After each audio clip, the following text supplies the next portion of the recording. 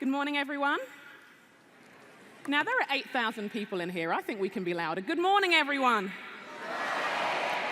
It's great to be with you. I'm going to move around a bit because I like to. It's an honor to be with you this week. Absolute privilege to meet you from afar. I met some of your track team last night. They represent you well. They're awesome. I met some of them on the plane. Hello, Melissa, wherever you are. And it's just a blessing. This is an incredible week, and I hope you make the most of this opportunity. As you can tell, I'm not from around here. I'm a Londoner, London, England. I know, it's wonderful, but I am a Nigerian as well. I have to just take this moment to celebrate with the Nigerians about the fact that we won yesterday in the soccer. Thank you. I just had to do that. I know you know how I feel. It's been a long time coming. Anyway, yes, I'm part of a movement called 3DM, and I have to admit, I'm just a foot soldier in the movement. It was birthed by our senior pastor in our church in Sheffield in England a number of years ago. Sheffield is a city where only 2% are found in church on a Sunday. That's either a huge problem or a massive opportunity for the gospel. A massive opportunity to see the lost, the last, the least, and the lonely discover the love of Jesus Christ. And so what I've been involved in with this movement 3DM as a servant, as a foot soldier, led by many others, is just seeing how people from around the world can discover the grace of God. What I simply want to share with you today, we're going to look at in the book of Acts and look at the lives of believers. As you start this week, there are many things that are going through your mind. Maybe the Lord has placed a nation on your heart. Maybe the Lord has placed a career on your heart. Maybe the Lord is calling you to interrupt your studies and take on a new discipline academically so you can be well equipped for the call ahead. What I simply want to do as we start this week with a global focus is to think of some of the principles we see in the life of the early church that fueled their fire, that led them to the nations. And to ask ourselves again whether we too are sharing those values. You see, we want to share Jesus, don't we? We want people to know Jesus, nothing else. So we want to come back to the Word, allow the Word to read our lives, and align ourselves with our Savior again. So with that in mind, I'm going to read from Acts chapter 2. I'm going to go back to my notes over there. I'm going to read from Acts chapter 2, verses 42 through 47. And what I believe we're looking at is not a new call, but a fresh call to this generation here. Acts chapter 2, verse 42 through 47. They devoted themselves to the apostles' teaching and to fellowship, to the breaking of bread and to prayer. Everyone was filled with awe at the many wonders and signs performed by the apostles. All the believers were together and had everything in common. They sold property and possessions to give to anyone who had need. Every day, they continued to meet together in the temple courts. They broke bread in their homes and ate together with glad and sincere hearts, praising God and enjoying the favor of all the people. And the Lord added to their number daily those who were being saved. The story of the life of the early church is inspiring. It's remarkable. And so naturally, when we look at who we're called to be and where the Lord sends us, we want to have a look at their lives. And the thing that's most remarkable, I find, about them is that they're ordinary men and women with jobs, with families, tent makers, who somehow are so newly defined by the gospel that they are willing to go through anything so that people would know about Jesus. That their lives are redefined. That they will take this message, yes, to Jerusalem, yes, to Judea, yes, to Samaria, and yes, through to the ends of the earth. And the course of human history is forever changed as these people respond to the gospel. They have no Twitter accounts. There is no Facebook. There is no internet. They don't have buildings. There's not much money. They suffer masses of persecution. And yet, in the first 100 years of the early church's existence, the Roman Empire is brought to its knees. where people's lives are so changed that even the emperor, by 311 AD, recognizes that Jesus Christ is Lord. What was fueling these people? What was changing their lives? I believe they're an example for us. Because here's the thing. Every generation of Christians will have to decide what their response will be to the global challenges of the day. Every generation of Christians will have to work out what's their response, and it's our turn. We know what William Wilberforce's response was to the slave trade. What will our response be with 27 million enslaved today on our watch? We know what Mother Teresa's response was to the lost, the last, and the least in Calcutta and beyond. What will our response be to global poverty? Every generation has to decide how we will respond to the gospel and what it means to be people sent to the ends of the earth. If not you, then who? If not from here, then where? If not from now, then when? I wonder what the response will be on our watch. I'd love to read a quote to you. I promise you I'm not just taking pictures of you on Twitter. But it's the only place I could find it. It's by an English pastor who's since gone to be with the Lord. His name was John Stott. And he said this: our Christian habit is to bewail the world's deteriorating standards with an air of rather self-righteous dismay. We criticize its violence, dishonesty, immorality, disregard for human life, and materialistic greed. The world is going down the drain, we say with a shrug. But whose fault is it? Who's to blame? Let me put it like this. If the house is dark when the nightfall comes, there's no sense in blaming the house, because that's what happens when the sun goes down. The question to ask is, where's the light? If the meat goes bad and becomes inedible, there's no sense in blaming the meat. For that is what happens when bacteria are left alone to breed. The question to ask is, where's the salt? Just so, if society deteriorates and its standards decline till it becomes like a dark night or a stinking fish, there is no sense in blaming society. For that's what happens when fallen men and women are left to themselves and human selfishness is left unchecked. The question to ask is, where is the church? Why are the salt and light of Jesus Christ not permeating and changing society? It's sheer hypocrisy on our part to raise our eyebrows, shrug our shoulders, and wring our hands. The Lord Jesus told us to be the world's salt and light. Challenging words, aren't they? Challenging words. So what I simply want to do in the next few minutes that we have is suggest 3 things we see from the life of the early church. And I'd encourage us, as we think of this focus this week, as we go to meet with our missionary partners, as we think of these nations represented in our community and by these flags, to simply ask the Lord, Lord, where would you place me? Where would you send me? That we would be faithful to that call. So the first thing we see when we look at the early church, and indeed when we look at the life of Jesus as he comes to seek and save a lost world, is a passionate spirituality. A passionate love for God. Not just committed, devoted. You see, these people had been saved. Their lives had been rescued, transformed. They had met Jesus in a radical, powerful way. Their identity was no longer the same. The old had gone, the new had come. They had a new relationship. They had a new destiny because they'd met Jesus. And what was happening, what we see throughout Acts and beyond, is the overflow of a grateful heart. The overflow of a devoted heart. We see in the life of Jesus that he would only do what he saw the Father doing. He was dependent on the Father for every single thing. And so I ask us, how's your love for God doing today? It may seem like an odd question to ask as we look to the nations. Maybe you want to get out there and change the world. But what do we have but Jesus to offer? How's your love for Jesus today?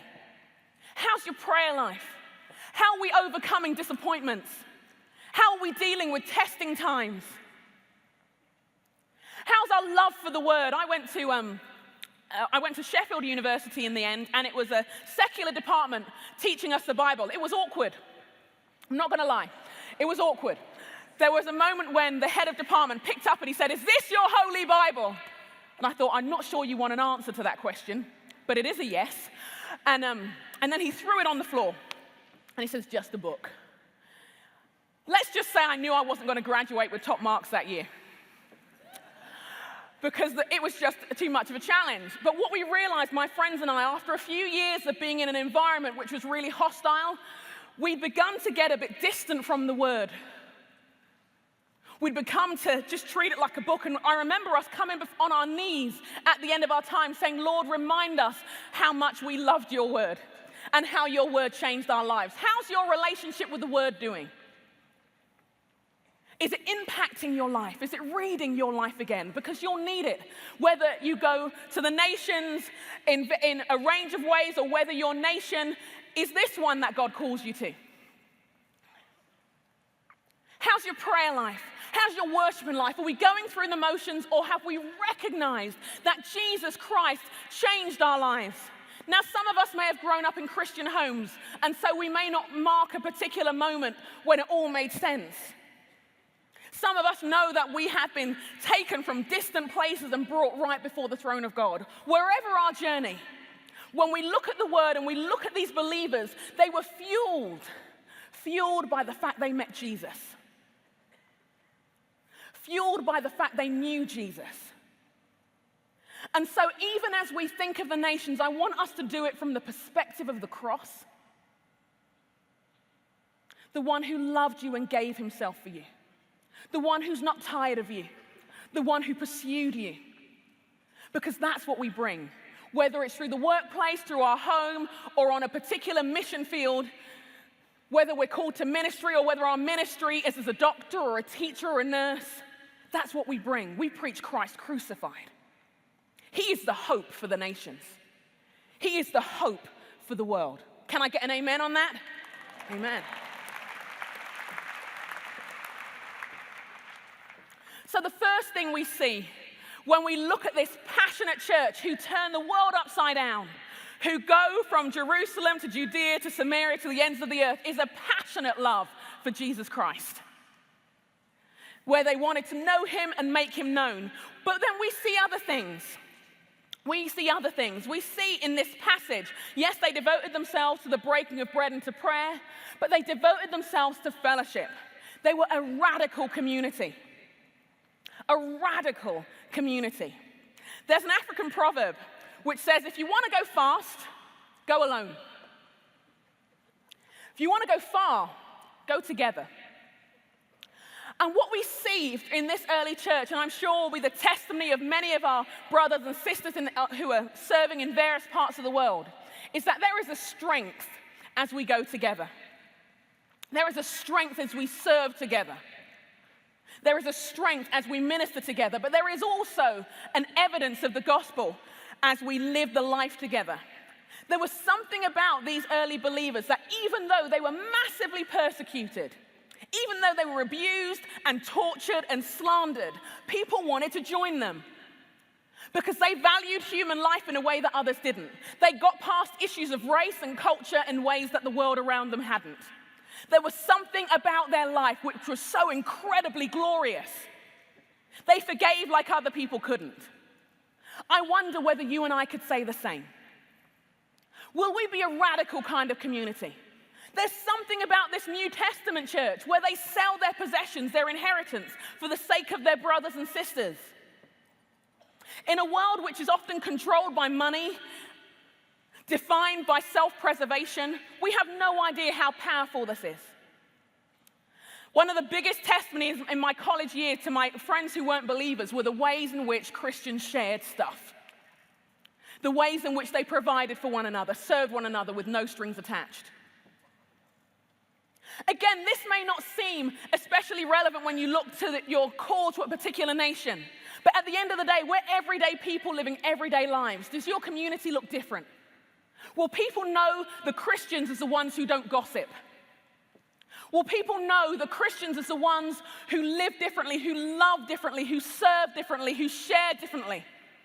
Will people know you for the ways in which you do the life together?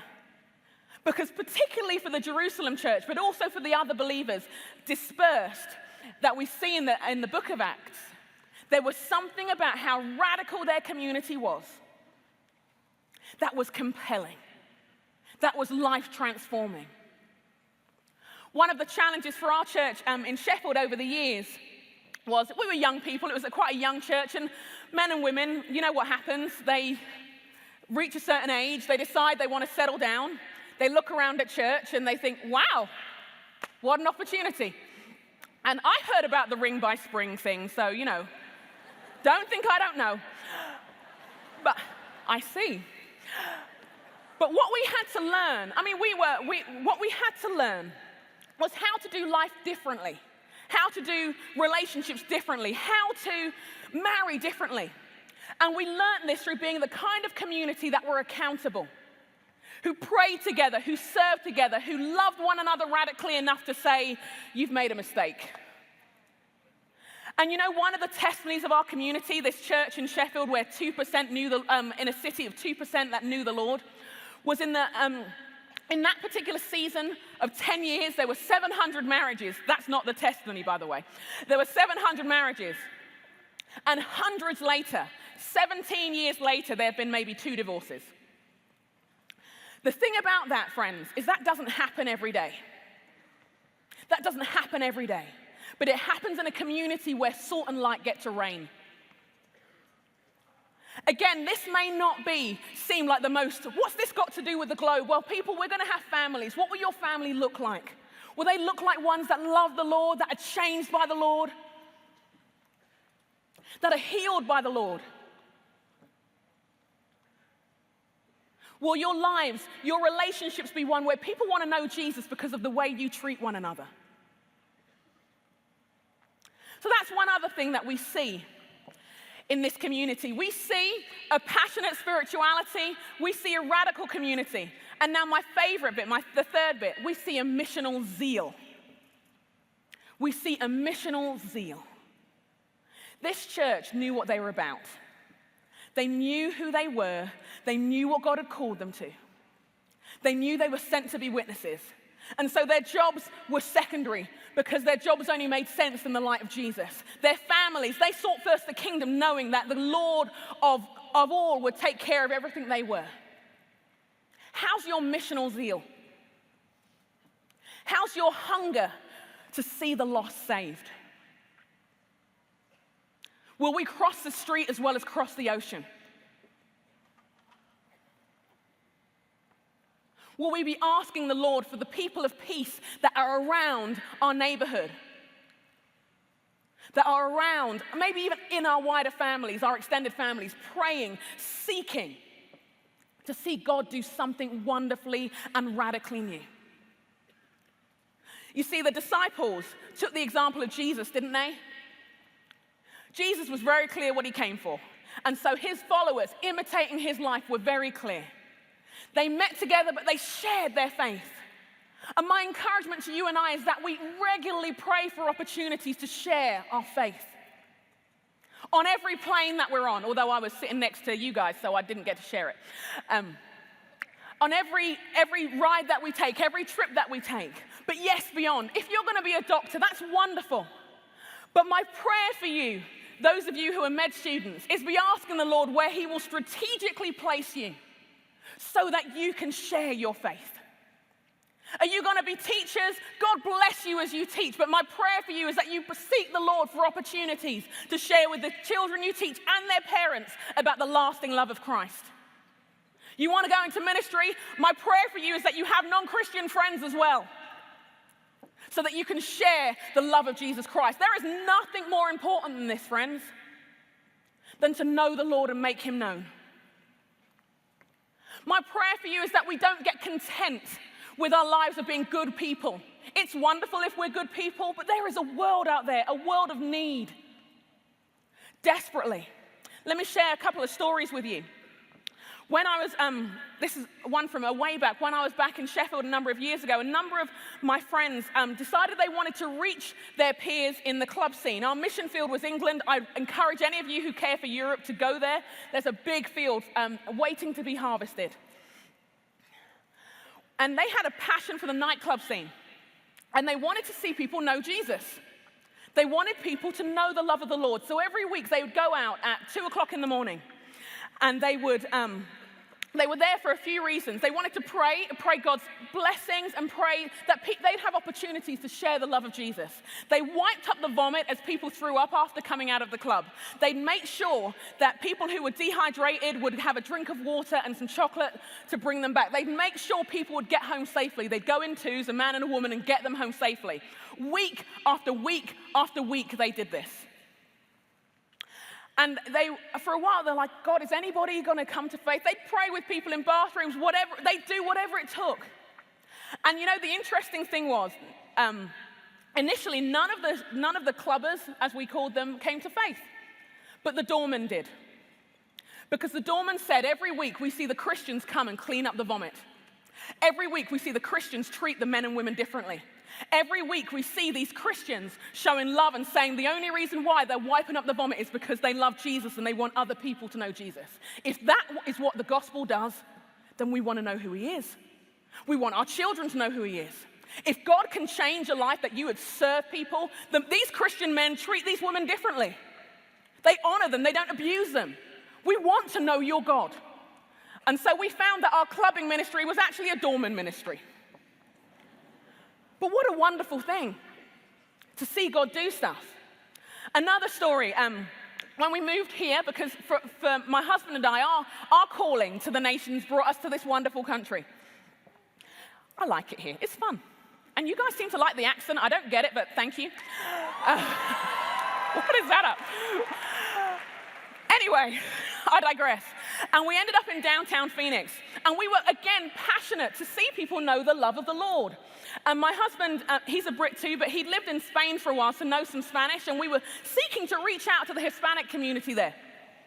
And as we moved out into the Hispanic community, there were no open doors for us at that time. But we moved into an inner city area, inner city neighborhood, and we found a number of refugees who just turned up in America. They were from Bhutan. And they'd not met anybody and were like, welcome to America. We're kind of new too. And we said, is there anything we can do to serve you? Any ways we can bless you? A group of us began to pray together, asking the Lord, saying, Lord, how can we serve? We thought we'd do a cookout kind of thing, barbecue thing. The problem was, it was 114 degrees in Phoenix at that time. We didn't realize that until we started cooking. And it got real hot. And we realized that as we went along, that our Bhutanese friends didn't eat all the meat that we cooked. So not only were we hot, we'd kind of offended all of the cultural food laws. So we weren't doing great, to be honest. We weren't really going very far. But we said, is there anything we can pray with you about? Is there any way we can serve you? We made mistakes all over the place. A few weeks later, the heads of all the families came to church, just turned up. And we knew very little Bhutanese or Nepali, as our friends spoke. So we learned, failingly, a few pieces of language. The next week, they brought all their families. We had 43 new people in our small inner city church. The next week, they brought all their children. And over the months to come, this group of people who were Hindus when they arrived in America became believers because they'd encountered the love of Jesus Christ. It's amazing, isn't it? One of the guys, I have to tell you this, one of the guys came to faith because he'd been ill for a very long time, and every time he turned up at church, he felt better. So he kept on turning up every week because it was the only place he felt healthy. And it went on for weeks and weeks until we said, can we just pray with you? and that was his journey to Jesus. It made no sense to any of us, but we were grateful to see what the Lord could do. You see, my friends, every generation has a call. We know whether we're doctors, dancers, singers, musicians, we know the Great Commission is for each and every single one of you. We know the nations are greatly in need. The nations need leadership. And you guys have been spending your time here to be trained as leaders in this nation and beyond. And so I ask you, will you radically go? I ask you, will you passionately love the Lord? Will you pick up your scriptures again? Will you pick up your prayer lives again? Will you pray through the night for the nations again? This is no time to be passive, my friends. This is no time to be reflective. This is a time to go. This is a time to be sent. Will you go to our brothers and sisters who are here with all these mission opportunities and give them a lot of work to do this week? Because you're asking, send me, send me, send me, send me somewhere. Will you be a radical community, my friends? Will you be known to be people who don't do gossip, who do relationships well, who share their possessions, who live in the opposite spirit of a selfish, complex, beautiful yet broken world? Will you be different? Will people look at your lives and say, I see salt and I see light? Will you transform the inner cities? Will you transform the lives of the wealthy? Will you go to the cities of this nation and beyond with the love of Jesus Christ? Will you lay down your very lives for it? Will you serve, get yourselves educated, get the experience you need so that you can go to the nations? And as you walk in your passion, and as you gather and live as a different kind of community, will you be defined by a missional zeal? Will you cross the street as well as cross the community, as well as cross the city, as well as cross the nation to the nations and beyond? Will you allow the Lord to redefine your lives from this moment?